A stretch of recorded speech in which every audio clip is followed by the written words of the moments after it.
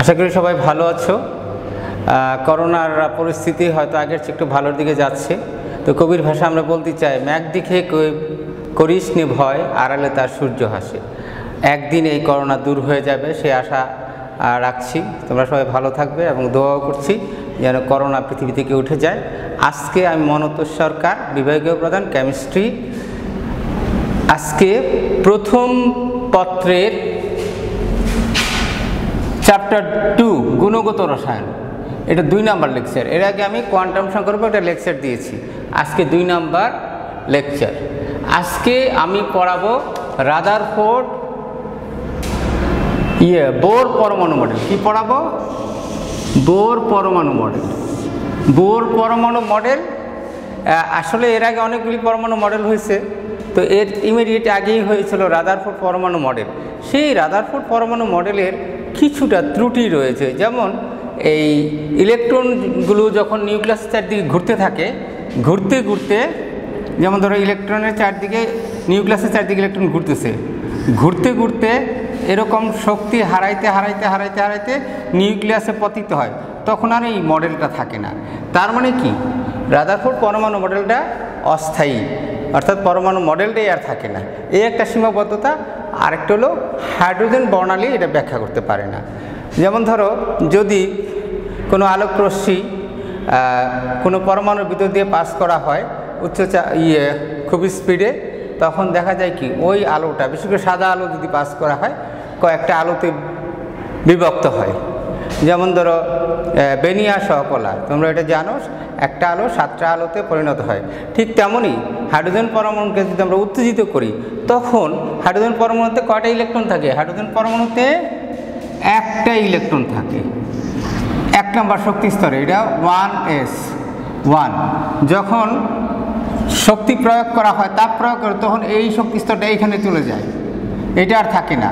তাহলে এটা কি আরও বড় হয়ে গেল, এরকম আরও বড় হয়ে যায়। তাহলে এই ইলেকট্রনটা এখানে যায়, এটা এখানে যায়। তার মানে কি, শক্তি প্রয়োগ করলে ইলেকট্রন নিম্ন শক্তি স্তর থেকে উচ্চ শক্তি স্তরে যায় শক্তি শোষণ করার মাধ্যমে। আবার যখন শক্তির উৎসটা সরায় নেওয়া হয়, তখন আবার আগের শক্তি স্তরে চলে আসে, 1 নম্বর শক্তি স্তরে চলে আসে। তার মানে 1 নম্বর শক্তি স্তরটা হলো স্থায়ী কক্ষপথ হাইড্রোজেনের জন্য। এগুলো হলো অস্থায়ী, শক্তি প্রয়োগ করলে উপরে যায়, আবার শক্তির উৎস সরায় নিয়ে আসলে নিচে চলে আসে। আমরা এগুলো দেখব, এই যে এখানে আসে, একটু পরেই দেখব।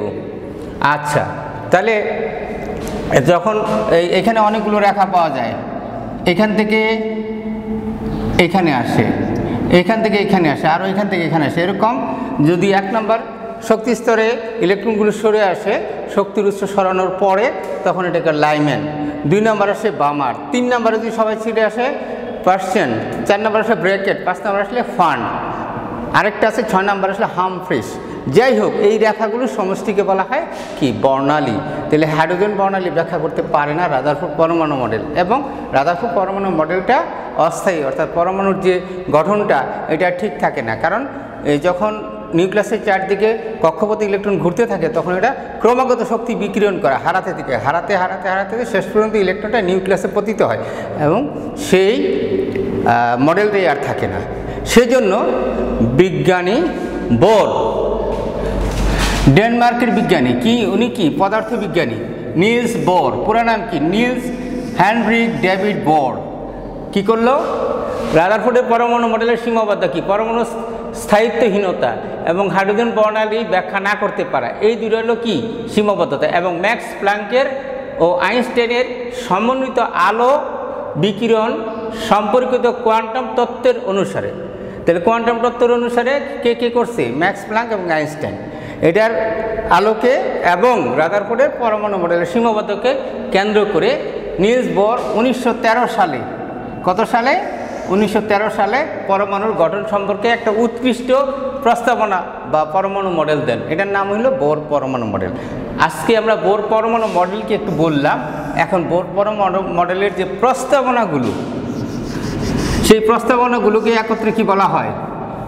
কি বলা হয়? মডেল বলা হয়। যেমন ধরো একটা বিল্ডিংয়ের একটা বিল্ডিং, সেটা একটা ছবি বা ছোটো করে যে স্কেচ করে আঁকা হয়, সেটা কি বিল্ডিংয়ের একটা মডেল। তো পরমাণুর মানে দেখতে কেমন হতে পারে সেটার একটা ছবি বা চিত্র বা কতগুলো কি বলে প্রস্তাবনা উনি দিয়েছেন, সেই প্রস্তাবনাগুলোর সমষ্টিকে বলা হয় ভর পরমাণু মডেল। 3টা প্রস্তাবনা দিয়েছেন। 1 নম্বর হলো কি, শক্তি স্তর সম্পর্কিত প্রস্তাবনা। শক্তি স্তর সম্পর্কিত প্রস্তাবনা, এই যে দেখো এটা একটা কি বোর পরমাণু মডেল। এখানে কি আছে, নিউক্লিয়াস।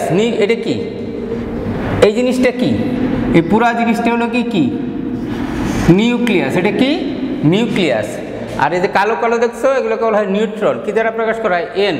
লাল লাল মতো বা কি গোলাপি কালার যেগুলো দেখতে পাচ্ছ এগুলো প্রোটন, পি দ্বারা প্রকাশ করা হয়। তাহলে নিউক্লিয়াসের ভিতরে কি থাকে, নিউট্রন এবং প্রোটন। নিউট্রনের কোনো চার্জ নাই, প্রোটনের চার্জ পজিটিভ, সুতরাং নিউক্লিয়াসের চার্জ কি পজিটিভ। এর বাইরে কতগুলো কক্ষপথ আছে, এই কক্ষপথে ইলেকট্রনগুলো ঘুরতে থাকে, নির্দিষ্ট কক্ষপথ। কিন্তু ওই রাদারফোর্ডের পরমাণু মডেলের নির্দিষ্ট কক্ষপথ ছিল না, যে কোনো জায়গায় দাঁড়িয়ে দাঁড়িয়ে ঘুরতে পারতো। আর এটা হলো নির্দিষ্ট কক্ষপথ। একটা কক্ষপথে আরেকটা কক্ষপথ একটু নির্দিষ্ট দূরত্বে অবস্থিত। এই কক্ষপথের শক্তি হলো E1, প্রথমটার n=1। এই কক্ষপথের শক্তি হলো E2। তাহলে এখানে ইলেকট্রনের শক্তিও E1-এর মতোই, এটিও শক্তি বা ইলেকট্রনের শক্তি এরকম। তাহলে এই যে ইলেকট্রনটা, এই যে ইলেকট্রন ছোটো করে দেখাচ্ছি, প্রথম শক্তি স্তরে কটা ইলেকট্রন থাকে, 2টা, এই একটা। পরবর্তী শক্তি স্তরে কটা থাকে, 2s 2p6, অর্থাৎ 8টা থাকে। তো আমি দেখিয়েছি কয়টা, এখানে আছে 2টা, এখানে আছে একটা, এখানে আছে, তাহলে বাইরে কটা, 1 2 3 4, 4 আর 2 6, 6টা কার ইলেকট্রন থাকে, কার্বনের। যাই হোক, এখন কার্বনের নিউক্লিয়াস বা কার্বনের পরমাণুর একটা পরমাণু মডেল দেখেছি বোরের পরমাণু মডেল অনুসারে। তাহলে তোমরা এটা বুঝতে পারতেছো। তাহলে নিউক্লিয়াসের চারদিকে কতগুলি গোলাকার কক্ষপথে ইলেকট্রনগুলি ঘুরতে থাকে। এই কক্ষপথগুলোকে বলা হয় অরবিট। কি বলা হয়, অরবিট বা শেল। কি বলা হয়, অরবিট বা শেল। এই কক্ষপথগুলোকে বলা হয় অরবিট বা শেল। এই যে পরমাণুর যে ভর, বেশিরভাগ ভর, প্রায় সম্পূর্ণ ভরই এই কেন্দ্রে, এটা কি কেন্দ্রে পুঞ্জীভূত থাকে। এই যে লেখা আছে কেন্দ্রে থাকে সমস্ত ধনাত্মক চার্জ ও ভর, এটাকে কি বলা হয়, নিউক্লিয়াস। তাহলে এটা কয়টা অংশ, 2টা অংশ। একটা হলো কেন্দ্র, এটা হলো কেন্দ্র, আর একটা কেন্দ্র বহির্ভূত অঞ্চল। এখানে নিউক্লিয়াস বলছি, নিউক্লিয়াস না বলে কেন্দ্র বলা যেতে পারে। ইলেকট্রন বলছে, আসলে ইলেকট্রন বিভিন্ন কক্ষপথে থাকে, এটাকে কেন্দ্র বহির্ভূত অঞ্চল বলা যায়। তাহলে বোর পরমাণু মডেলের 2টি অংশ, একটা হলো কেন্দ্র, একটা কেন্দ্র বহির্ভূত অঞ্চল। এই নিউক্লিয়াসের দিকে বিভিন্ন কক্ষপথে ইলেকট্রনগুলো শক্তি বিকিরণ না করে ঘুরতে থাকে। যখন বিভিন্ন কক্ষপথে থাকে, নির্দিষ্ট কক্ষপথে থাকে, তখন ইলেকট্রন কোনো শক্তি শোষণও করে না, বিকিরণও করে না। তাইলে যদি কোনো কারণে এখান থেকে এখানে ইলেকট্রন আসে, তাহলে কি হইব, এখান থেকে এখানে আসলে কি হবে, এইটুক কি শোষিত শক্তি। তাহলে এটা যদি E2 হয়, এটা হলো E2, এটা হলো E1, তাহলে কি শোষিত শক্তি কত হবে, E2 - E1। এটাকে H সমান কি H নিউ। H হলো প্ল্যাঙ্কের ধ্রুবক, নিউ হলো বিকিরিত বা শোষিত শক্তির কম্পাঙ্ক, আর এইচটা কি প্ল্যাঙ্কের ধ্রুবক। প্ল্যাঙ্কের ধ্রুবকের মান এই যে এখানে দেওয়া আছে 6.626 × 10⁻27 আর্ক সেকেন্ড, অথবা 6.626 × 10⁻34 জোল সেকেন্ড। কারণ এক আর্ক সমান 10⁻⁷ জোল, অর্থাৎ 10⁻⁷ আর্ক সমান 1 জোল। সেটাকে যদি কিলো জোলে নেই, তাহলে আবার 1000 দিয়ে ভাগ দিতে হবে। 1000 মানে ভাগ দেওয়া মানে কি 10⁻³ দ্বারা ভাগ দেওয়া, তো উপরে গেলে কি মাইনাস হবে, তাহলে কি হইলো আরও -3 যোগ হবে। জোল থেকে কিলো জোলে নিলে কি হয়, 10⁻�37 জোল সেকেন্ড। যাই হোক, এগুলো আমি একটু পরে বলতেছি। তাহলে 1 নম্বর কি শক্তি স্তর সম্পর্কিত প্রস্তাবনা আমি আলোচনা করলাম। এইটার শক্তি যা 1 নম্বরে, 2 নম্বর শক্তি আরও বেশি, 3 নম্বর শক্তি আরও বেশি, 4 নম্বর শক্তি আরও বেশি, 5 নম্বর শক্তি আরও বেশি। কারণ নিউক্লিয়াস থেকে ওই শক্তি স্তরগুলো দূরে অবস্থিত। নিউক্লিয়াসের প্রোটন খুব শক্তি দিয়ে সেই ইলেকট্রনগুলো আকর্ষণ করতে পারে না। এই জন্য বাইরের শক্তি স্তরগুলোর শক্তিও বেশি, এবং সেই শক্তি স্তরে যে ইলেকট্রনগুলো থাকে তাদের শক্তিও বেশি। তার মানে কি, শক্তি যদি আমরা চিন্তা করি তাহলে কী হবে, যদি সুনির্দিষ্ট কক্ষপথে ইলেকট্রন অবস্থানকালে ইলেকট্রন শক্তি বিকিরণ বা শোষণ না করলে কি শক্তি কী হবে, N1 N2 N3, সবচেয়ে শক্তি বেশি হবে N4 এর, তারপরে N3, তারপরে N2, N1 এর সবচেয়ে কম, আরও এদিকে আছে। তাহলে আমরা শক্তি স্তর সম্পর্কিত প্রস্তাবনা আলোচনা করে ফেললাম। এটা হলো বোরের পরমাণু মডেলের 1 নম্বর প্রস্তাবনা। এবার আমরা যাব 2 নম্বর প্রস্তাবনা। সেটা কি? ইলেকট্রনের কৌণিক ভরবেগ সম্পর্কিত প্রস্তাবনা। কৌণিক ভরবেগ, এইখানে একটু জিনিস লক্ষ্য করো। এই যে মনে করো নিউক্লিয়াস, নিউক্লিয়াসের এইখানে একটা ইলেকট্রন ছিল বা এইখানে ইলেকট্রন ছিল, ঘুরে এখানে চলে আসছে, তাহলে একটা কোণ তৈরি হলো। আর এটা কি? এটা হলো ব্যাসার্ধ, নিউক্লিয়াস থেকে শক্তি স্তরের ব্যাসার্ধ, এইটাও ব্যাসার্ধ। এই ইলেকট্রনটা কী গতিবেগে ঘুরতেছে? ভি গতিবেগে ঘুরতেছে, এইটাও একই গতিবেগে ঘুরতেছে। তাইলে এই যে ইলেকট্রনের কি আছে? ইলেকট্রনের কি আছে? ভর আছে। এটা কি? ভর আছে। আবার কি আছে? ইলেকট্রনের বেগও আছে। এই দুইটার গুণফলকে কি বলা হয়? এমভি। কি বলা হয়? ভর বেগ। কি বলা হয়? ভরবেগ। এখন তোমার এর ব্যাসার্ধ কি? ব্যাসার্ধ আর না, সে আর দিয়ে গুণ হবে।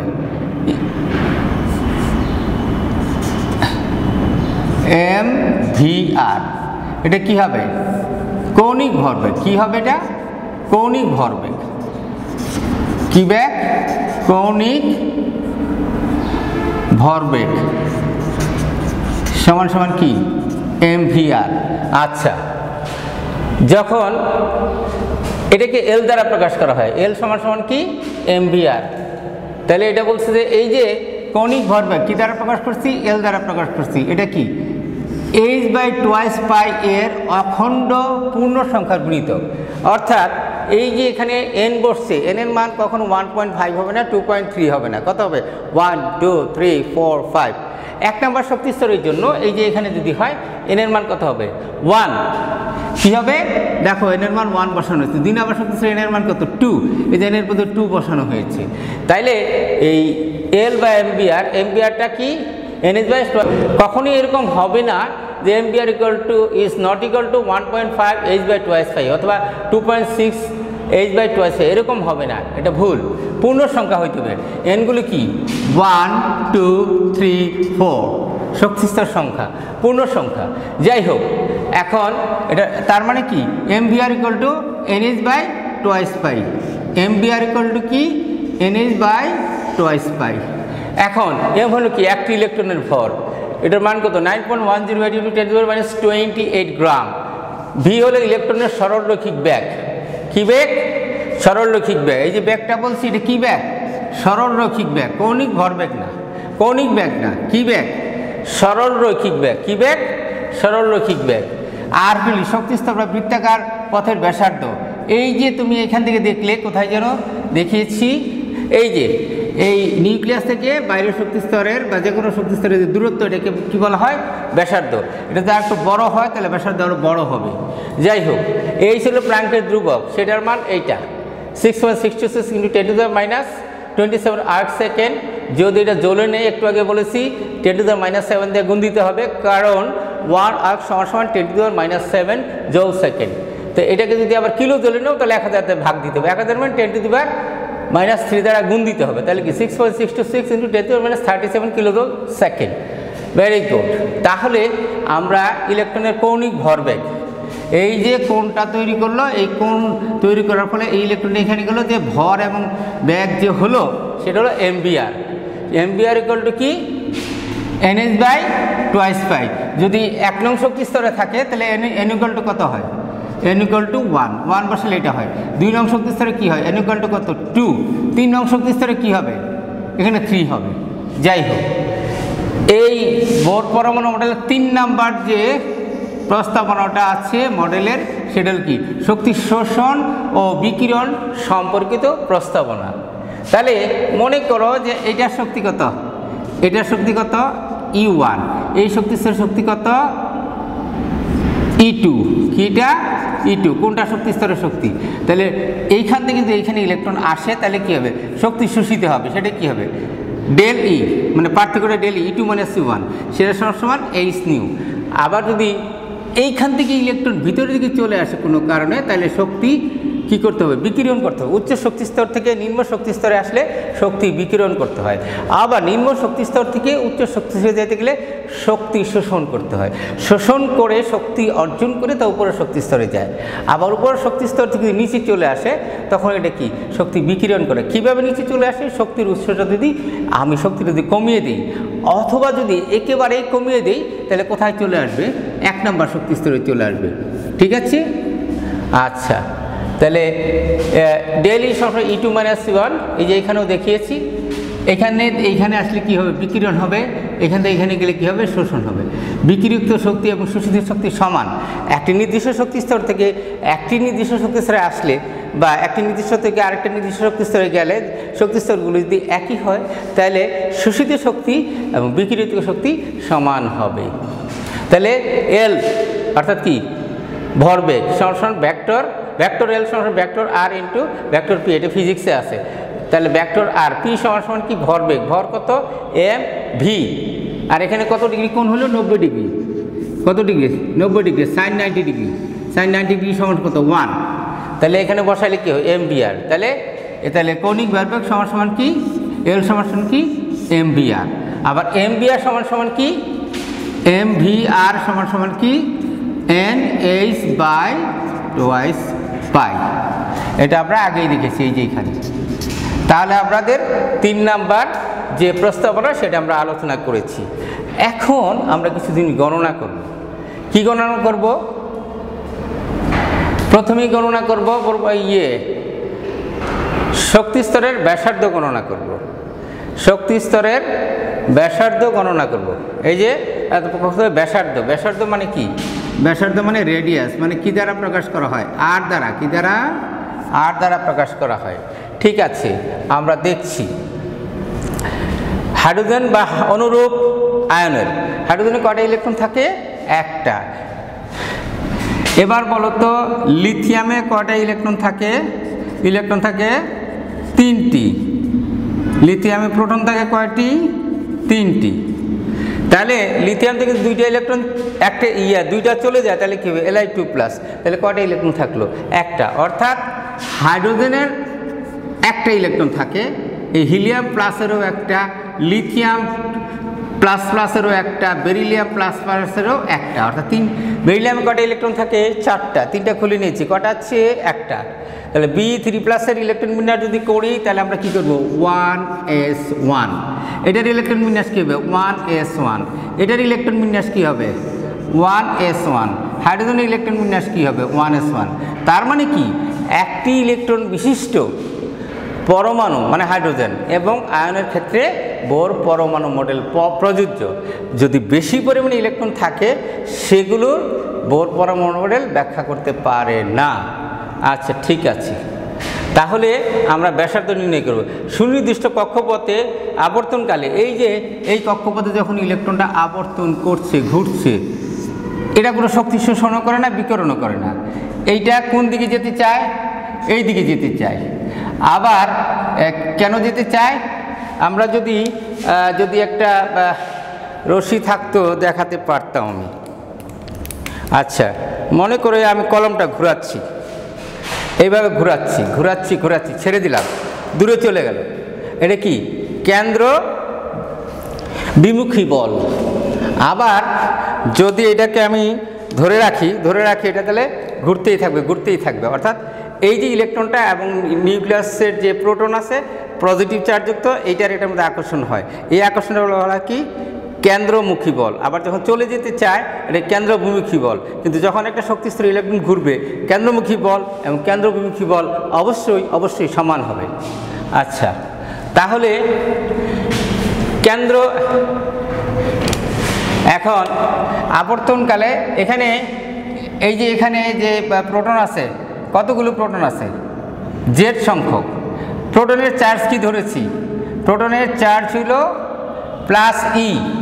তাহলে জেড ইন্টু +E গুণ করলে কি হয়? +ZE। এটা প্রোটনের চার্জ। ইলেকট্রনের চার্জ কি? E। দুটো যদি গুণ করি কি হবে? Z²। কি হবে? Z²। কেন্দ্রমুখী বল কি? By R²। Z E into E divide by R square. কেন্দ্রমুখী বল হলো Z square by R square. কেন্দ্রমুখী বল কি? কেন্দ্রমুখী বল কি? Z square by R square. আর কেন্দ্র বিমুখী বল অর্থাৎ কেন্দ্র থেকে বাইরের দিকে চলে যেতে চায় সেটা হলো কি? M V square by R. কেন্দ্র বিমুখী বলটা কি? M V square by R. এই দুটো সমান, এই যেখানে লিখছি Z square by R square equal to M V square by R. আর অতএব V square is equal to কী হবে? জেড স্কোয়ার, এখানে জেড স্কোয়ার আর এখানে এইটা কাটলে কি থাকে? আর থাকে। তাহলে ভি সমান সমান কি? জেড স্কোয়ার বাই এম আর। তাহলে বি স্কোয়ার সমান সমান কি? জেড স্কোয়ার বাই এম আর। এটাকে আমরা 1 নম্বর সমীকরণ দিয়ে রাখলাম। এটা তাহলে কি? এই যে তোমার একটা বলছি যে এই যে ইলেকট্রনের সরলরৈখিক বেগ ভি এর বর্গ সমান সমান কী হবে? Z square by M R. জেড হলো প্রোটন সংখ্যা বা পারমাণবিক সংখ্যা, ই হলো ইলেকট্রন সংখ্যা, আর এম হলো ইলেকট্রনের ভর, আর হলো শক্তি স্তরের বা পরমাণুর ব্যাসার্ধ। ঠিক আছে, এখন আমরা আবার বোর পরমাণু মডেল অনুযায়ী আমরা জানি কি জানি? M V R equal to NH by twice pi. এই যে এখানে লিখে রেখেছি, দেখতে পেয়েছো? M V R is equal to NH by twice pi. তাহলে এখান থেকে ভি করলে কি হয়? NH by twice pi M R. তো এটা যদি বর্গ করি তাহলে কি হবে? V square equal to N square H square by 4 pi square M square R square.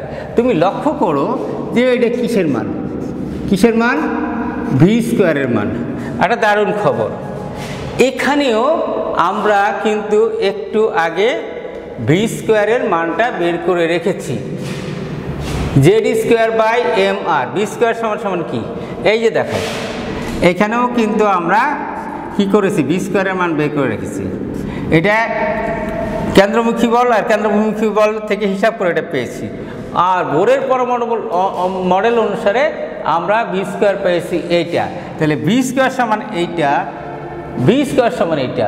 অতএব এই যে যদি তাহলে এইটা এই যে এইটুক আর এইটুকু কি সমান? তাহলে এখানে কি লিখছি? জেড স্কোয়ার বাই এম আর। এই যে এটা এখানে লিখেছি। আর বি স্কোয়ার সমান কি? N square S square by 4 pi square M square R square. তাহলে এই দুইটা সমান, কারণ এইটাও বি স্কোয়ারের মান, এইটাও বি স্কোয়ারের মান। একই লাইনে দুইটা সমান সমান দেওয়া যায় না, তবু দিয়ে রাখলাম। অর্থাৎ বি স্কোয়ারের মানে এইটা, বি স্কোয়ারের মানে এইটা। তাহলে কি? এইটা সমান এইটা। এম এম স্কোয়ার থেকে গেলে কী থাকলো? এম। আর স্কোয়ার কাটলে কী থাকলো? আর। তাহলে এখানে হলো এম আর। তাহলে কী লিখবো? এই যে আটটাকে আমি এখানে নিয়ে গেলাম। জেড স্কোয়ারটা নিচে চলে আসলো, আর জেড স্কোয়ার নিচে, আর এখানে কি আছে? 4 pi square M R. 4 pi square M, আটটা ওখানে চলে গেছে। সুতরাং আর সমান সমান কি? আর সমান সমান হলো নিচে হবে জেড স্কোয়ার, তারপরে কি আছে? এম, আর 4 পাই স্কোয়ার ছিল, আর উপরে কী হবে? N square S square. তাহলে আর মানে কি? আর কি? ব্যাসার্ধ। ব্যাসার্ধ সমান সমান কি? N square S square divide by 4 pi square M Z square. N হলো শক্তিস্তর সংখ্যা, এইচ হলো প্ল্যাঙ্কের ধ্রুবক, 4 ধ্রুবক, পাই স্কোয়ার এটাও ধ্রুবক, এম এর মানও ধ্রুবক, জেডটা পরিবর্তনশীল হচ্ছে ইলেকট্রন ধ্রুবক। তাহলে যদি আমরা এগুলাকে একসাথে নিয়ে আসি, দেখো যদি 1 নং শক্তি স্তরে হয় তাহলে n = 1 বসাচ্ছি, আর এটুকু একসাথে নিয়ে নিচ্ছি, কী থাকলো? এন স্কোয়ার কি? জেড। তাহলে এইটুক কি? এইটুক কি? এটুক হলো ধ্রুবক। আর এন সমান সমান ধ্রুবক into N square by Z. তাহলে যদি 1 নং শক্তি স্তর হয় এন এর মান কত? সব 1। যদি n নং শক্তি স্তর হয় তাহলে এখানে n স্কোয়ার হবে, আর সব ঠিক আছে। এটাকে আমরা দিলাম কয় নাম্বার সমীকরণ? 3 নাম্বার সমীকরণ। এবার আমরা আলোচনা করব ইলেকট্রনের বেগ গণনা। বেগ বা কি? সরল রৈখিক বেগ। সেটাকে কি দ্বারা প্রকাশ করা হয়? ভি দ্বারা প্রকাশ করা হয়। কি দ্বারা প্রকাশ করা হয়? ভি দ্বারা প্রকাশ করা হয়। তাহলে তোমরা লক্ষ্য করো যে আমরা জেনেছি mvr is equal two nh/2 পাই কি বোরের ইলেকট্রনের আবর্তনকালে কৌণিক ভরবেগ কি অনুসারে? বোরের প্রস্তাবনা অনুসারে। সেখান থেকে আমরা এই যে লক্ষ্য করো এখানে কি m ইন্টু ভি আর আর এর মান কতটুকু দেখো, তুমি একটু আগেই দেখিয়েছি আমরা। দেখো তো আর এর মান এটা কিনা n square s square 4π² m z²। ঠিক আছে, এটা সমান সমান কি nh/2 পাই। তাহলে এবার যদি ভিটা আমি রেখে দিই এই দিকে, তাহলে m এখানে চলে যাবে আর এখানে কি থাকবে nh/2 পাই, nh/2 পাই। এমটা এখানে চলে আসছে। ঠিক আছে, আর n² s² নিচে চলে আসছে আর উপরে কি যাবে 4π² m z², 4π² m z²। এখন যদি 2 দিয়ে 4কে কাটি তাহলে কত হয় 2। ঠিক আছে, nh দিয়ে n²কে কাটলে কি হয় nh, এই m দ্বারা m কে কাটলে কি হয় m, তাহলে 1 হয়। তাহলে এখানে কি ভি সমান সমান 2, এই π² কাটাকাটি গেছে রইল কি পাই z²/nh। তাহলে সরলরৈখিক গতিবেগ সমান সমান কি ভি সমান সমান 2π z²/nh। এটাকে আমরা সমীকরণ কত দিলাম? এটাকে সমীকরণ দিলাম 4। কি দিলাম 4। এখন আমরা গতিশক্তি নির্ণয় করব। কাইনেটিক এনার্জি কেই, সংক্ষেপে বলা কি কেই, এটা আমরা গণনা করব। কাইনেটিক এনার্জি সমান সমান কি হাফ mv², আমরা জানি।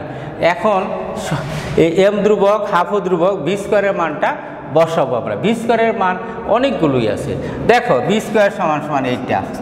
ঠিক আছে, আবার এখানে পেয়েছি v² সমান সমান এইটা, আরও একটু অন্যরকমও পেয়েছি।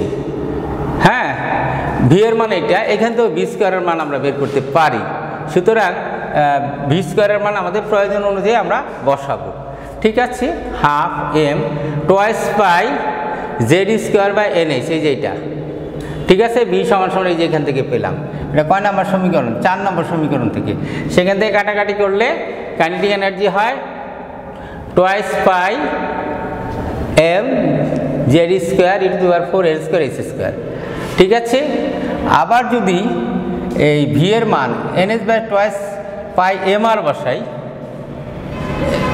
যদি আমরা ভি এর মান এটা বসাই, সেই ভি এর মান কোথায় পেয়েছি?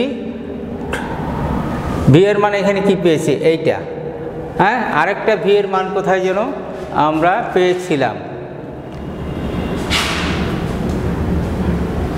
এই যে এখান থেকেও পাওয়া যায়। এখান থেকে ভি সমান সমান কি লেখা যায়? ভি সমান সমান কি লেখা যায়? এই যে এখান থেকে nh/2 mr, এই যে এখান থেকে লেখা যায় ভি সমান সমান কি লেখা যায় কি nh/2 m, এই যে এখানে বসাচ্ছি nh/2 m। তাহলে v² সমান সমান এটা স্কোয়ার হবে nh/2 m। হ্যাঁ, আর 2π mr, তাহলে ভি সমান সমান কি nh/2 mr, সেটাই এখানে বসিয়েছি। এই যে, তাহলে এখানে কাটাকাটি করলে কি হয়, এটা n² s² 4π² m² আর স্কোয়ার। আচ্ছা, এটা কাটলে এখানে কি হয় m হয়। ঠিক আছে, এখন এইটা গুণ করো, কত হয় 8 n² s² আর নিচে কি থাকে π² mr²। তাহলে এইটা 1/8 h² π² m, এগুলিকে আমরা দুবক ধরছি। তাহলে n² এদিকে নিয়ে গেছি। n এর মান যে কোনো কিছু হতে পারে। হাইড্রোজেনের বেলায় n = 1, হিলিয়ামের জন্য n = 2, লিথিয়ামের জন্য n = 3। তাহলে ব্যাসার্ধ পরিবর্তন হবে। ঠিক আছে, তাহলে এইটুক কি ধ্রুবক, এইটা ধ্রুবক, এটা ধ্রুবক, এইটা ধ্রুবক, সুতরাং এই পুরো জিনিসটাই ধ্রুবক। তাহলে আমরা বলতে পারি kinetic energy is proportional to n² / r²। ঠিক আছে, তাহলে গতিশক্তি আমরা নির্ণয় করে ফেললাম। হ্যাঁ, গতিশক্তি আবার অন্যভাবেও করা যায়। লক্ষ্য করো ভি স্কোয়ারের মান কিন্তু এখানে আছে Z square by M R, সেটা 1 নং থেকে যদি আমরা নিয়ে আসি তাহলে kinetic energy is equal to half M V square, kinetic energy equal to half into M into Z square by M R, Z square by M R, M M কাটাকাটি গেল, তাহলে কি রইল half Z square by R. এখন স্থিতিশক্তি, গতিশক্তি মানে ইলেকট্রনের গতির জন্য যে শক্তি হয় তাকে বলা কি গতিশক্তি। স্থিতির জন্য ইলেকট্রনকে স্থিতিতে আনতে যে শক্তি হয় সেটাকে বলা হয় স্থিতিশক্তি, ইংরেজিতে বলা হয় পটেনশিয়াল এনার্জি। একটা ইলেকট্রন মনে করে ঘুরতেছে, হ্যাঁ, ঘুরতে ঘুরতে একটা জায়গায় ঘুরছে, তাকে তুমি থামাতে চাইলে যদি কোনো একটা শক্তি স্তরে নিয়ে আসতে চাও বা তাকে থামায় রাখতে চাও বা নিচের স্তরে নিয়ে আসতে চাও, তাহলে যতটুকু শক্তি প্রয়োগ করতে হবে সেটাকে বলে স্থিতিশক্তি। আর মোট শক্তি কি গতিশক্তি এবং স্থিতিশক্তির যোগফল। গতিশক্তি কি ইংরেজিতে কাইনেটিক এনার্জি কেই, আর স্থিতিশক্তি কি পটেনশিয়াল এনার্জি, তারপরে কি পিই। আচ্ছা, এখন দেখো potential energy is equal to কি জেড স্কোয়ার বাই আর। এখানে মাইনাস বলতে কি বোঝায়, যে কোনো ইলেকট্রনকে একটা নির্দিষ্ট শক্তি স্তরে নিয়ে আসতে গেলে বা স্থির রাখতে গেলে এই পরিমাণ শক্তি প্রয়োগ করতে হয়। এই প্রয়োগ করতে হয় বোঝানোর জন্য কি দেওয়া হয়, মাইনাস দেওয়া হয়। আচ্ছা, তাহলে এনতম কক্ষের আবরণশীল ইলেকট্রনের মোট শক্তি কি শক্তি, মোট শক্তি কি শক্তি, মোট শক্তি total energy of electron in nth shell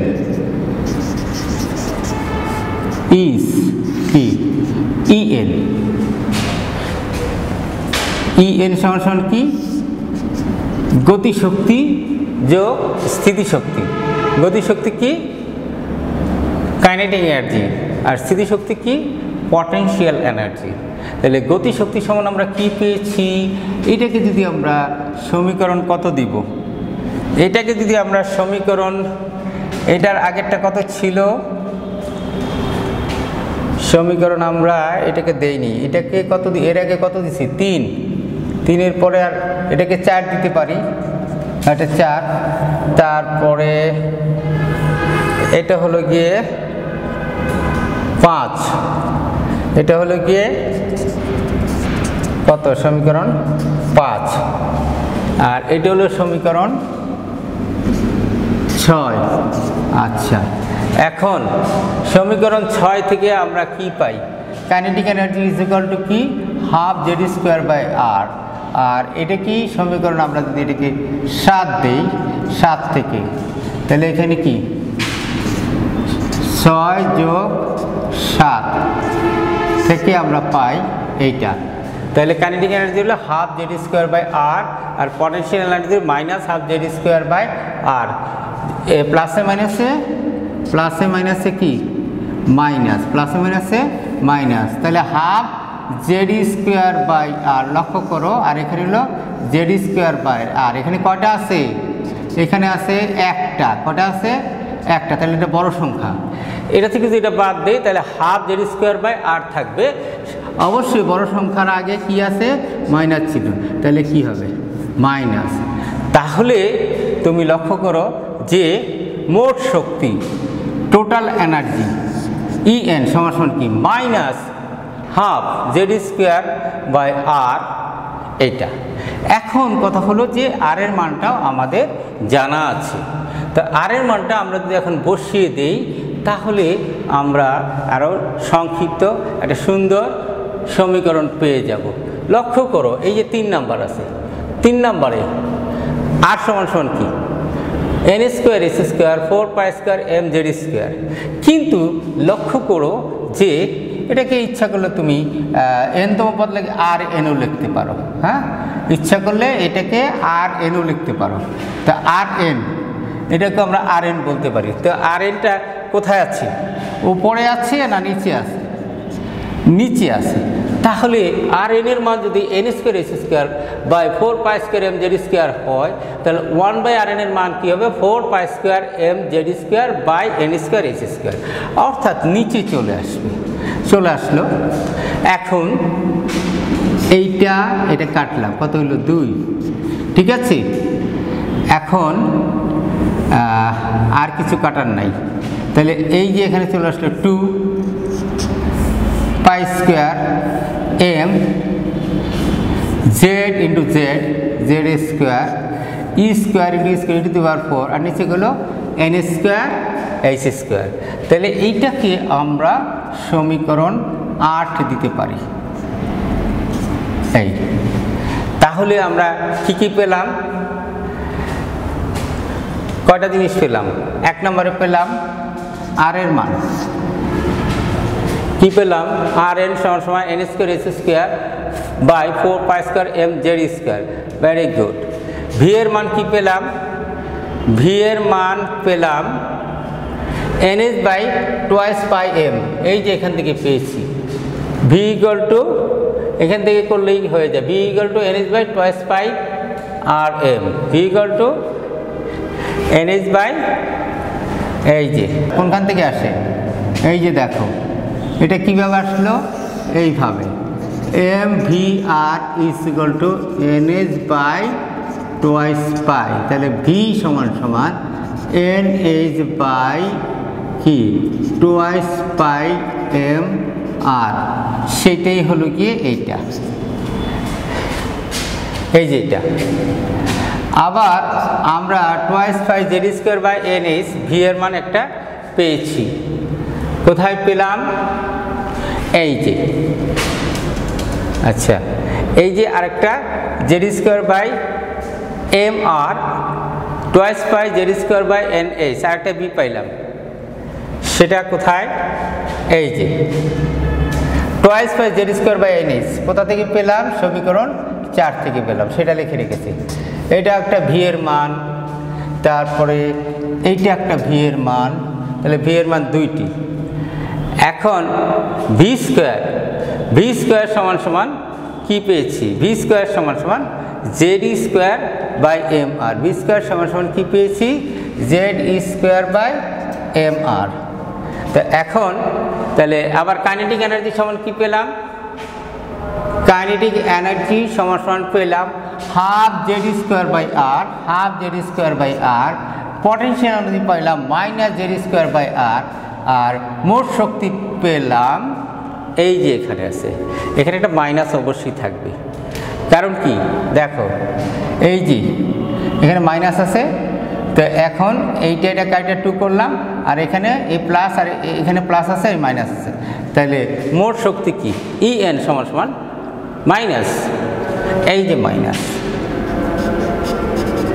2 pi square M Z square E to the power 4 N square H square, এইটা।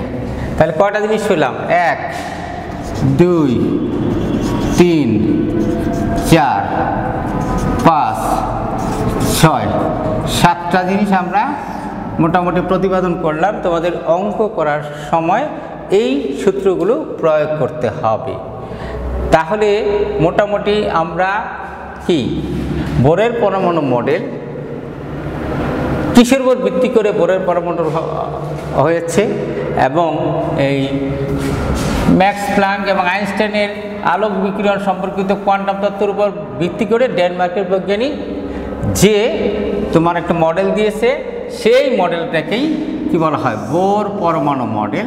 এখানে আমরা ভিতরে নিউক্লিয়াসের মধ্যে ইলেকট্রন প্রোটন নিউট্রন দেখেছি, বাইরে ইলেকট্রন দেখিয়েছি। তারপরে তোমার এই বোর পরমাণু মডেলে কতগুলো প্রস্তাবনা আছে। 1 নম্বরের শক্তি স্তর সম্পর্কিত প্রস্তাবনা আলোচনা করা হয়ে গেছে। 2 নম্বর ইলেকট্রনের কৌণিক ভরবেগ সংক্রান্ত প্রস্তাবনা আলোচনা হয়ে গেছে। শক্তি শোষণ এবং বিকিরণ, অর্থাৎ এখান থেকে এখানে গেলে শক্তি শোষণ হয়, নিচে শক্তি স্তরে উপরে শক্তি স্তরে গেলে কি হয়, শক্তি শোষণ হয়। উপর শক্তি স্তর থেকে নিচে শক্তি স্তরে আসলে কি হয়, শক্তি নির্গত হয়, বিকিরিত হয়। সেগুলো থেকে আমরা আলোচনা করে ফেলেছি, এবং সেখান থেকে এই সমস্ত সূত্র নিয়ে আমরা কি করেছি, শক্তি স্তরের ব্যাসার্ধ নির্ণয় করতে পেরেছি। এই যে মনে করো এই একটা এই শক্তি স্তর, এইখান থেকে যে এই দূরত্বটা অথবা এইখান থেকে যে এখানে দূরত্বটা, এটাকে যদি R1 বলি, এটাকে কী বলবো, R2 বলবো। এরপর যদি আরও বেশি হয় সেগুলো আমরা অঙ্কের সাহায্যে নির্ণয় করতে পেরেছি। তারপরে ইলেকট্রন যে ঘুরতেছে, এই যে ইলেকট্রন ঘুরছিল, এই যে ঘুরছে ইলেকট্রন, এই গতিবেগ নির্ণয় করতে পেরেছি দুইভাবে। তা গতিবেগের বর্গ নির্ণয় করতে পেরেছি, তারপরে গতিশক্তি নির্ণয় করতে পেরেছি এবং কি স্থিতিশক্তি নির্ণয় করতে পেরেছি, এবং দুইটা যোগ করলে যে মোট শক্তি হয় সেটাও আমরা নির্ণয় করে ফেলেছি। তাহলে বোরের পরমাণু মডেল দেখলাম এবং সেখান থেকে কী কী কী কী প্রতিপাদন করা যায় সেগুলো আমরা বলে ফেলেছি। এখন একটা মজার খবর, সেটা হলো হাইড্রোজেন এর n-তম শক্তি স্তরে ইলেকট্রনের শক্তি। আচ্ছা, তাহলে এইটার শক্তি কত? 1 নম্বর শক্তি স্তরের শক্তি কত? 13.6। কত? এটার শক্তি কত? এই যে এখানে যদি আঁকি আবার, এইটার শক্তি হলো 13.6। এটার শক্তি কত? মাইনাস, এটার শক্তি কত? -3.4 ইলেকট্রন ভোল্ট। ইবি মানে ইলেকট্রন। তারপরে একটা শক্তি স্তর আছে, এটার শক্তি কত?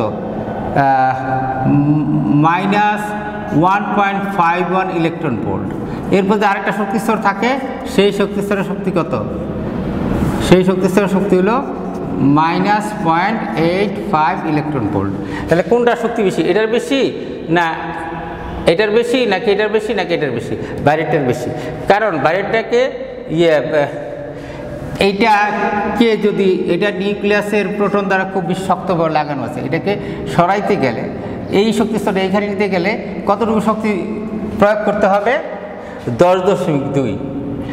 এরপরে যদি এইখান থেকে নিতে চাই তাহলে আমাকে 12 না, এখান থেকে এন করতে গেলে কত করতে হবে? 12.09 শক্তি প্রয়োগ করতে হবে। আর এখান থেকে এখানে আনতে গেলে 12.7+ শক্তি প্রয়োগ করতে হবে। তার মানে কি, এই যে বাইরে যে ইলেকট্রনটা আছে, এই ইলেকট্রনগুলোর শক্তি সবচেয়ে বেশি। নিউক্লিয়াস থেকে যত দূরে থাকবে ইলেকট্রনের শক্তিও তত বেশি হবে। সুতরাং E1, E2, E3, E4, তাহলে E4 এর বেশি। এটা কত? মাইনাস, কারণ মাইনাস 0.85, -1.51, -3.40, -12.6। সুতরাং ই দিয়ে কি বোঝানো হয়েছে? Electron volt. সুতরাং আজকের আলোচনা এখানে শেষ। সবাই ভালো থাকবে, সুন্দর থাকবে। তোমরা যদি কোনো কিছু জানতে অসুবিধা হয় তাহলে এই নাম্বারে আমাকে ফোন দিয়ে যোগাযোগ করতে পারো। এটা আমার নাম্বার, সবসময় খোলা থাকে। সবাইকে ধন্যবাদ। সবাই ভালো থাকো, ঠিকমতো পড়াশোনা করো, আর করোনা পৃথিবীতে দূর হয়ে যাক সেই দোয়া রেখে তোমাদের মঙ্গল কামনা করে, সুস্বাস্থ্য কামনা করে তোমাদের মঙ্গল চেয়ে আজকের লেকচার এখানেই শেষ করছি। ধন্যবাদ।